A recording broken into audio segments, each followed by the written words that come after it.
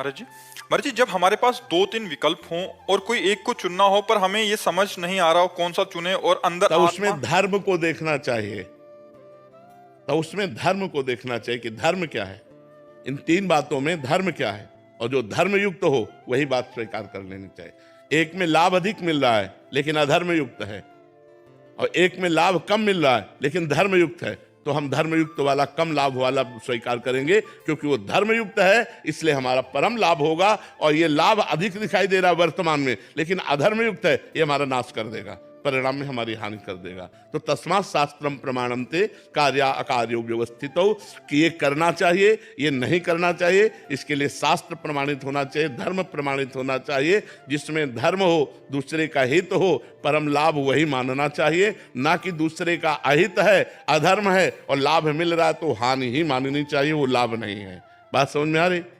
किसका प्रश्न है? आपको बात हमारी समझ में आ रही?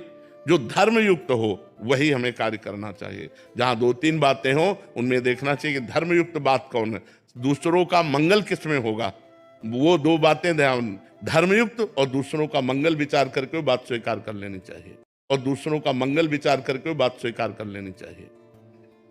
रजनी सिंह जी। राधे राधे।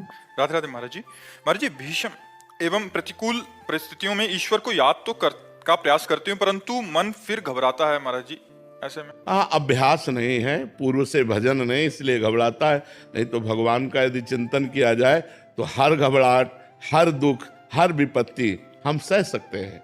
हम अविनाशी हैं, शरीर विनाशी है, विपत्तियां विनाशी हैं। अविनाशी परमात्मा का चिंतन हमें ऐसी सामर्थ्य देगा कि हम सह जाएंगे, पर भगवान का चिंतन होना चाहिए। अब भगवान का चिंतन जिसका अभ्यास नहीं है तो विषयों का ही चिंतन होता है, लोगों का चिंतन होता है, लोगों से हम सहयोग लेने की सोचते हैं, भगवान से नहीं। यदि हम लोगों के सहयोग लेने की आकांक्षा का त्याग कर दें और सीधे भगवान से, तो हमें बहुत बड़ा सहयोग मिल जाए, हमें बहुत बड़ा लाभ मिल जाए कि हमारी विपत्ति में, भारी से भारी समस्या में, भारी से भारी संकट पर जीव का स्वभाव है, वो पहले लोगों का आश्रय लेगा।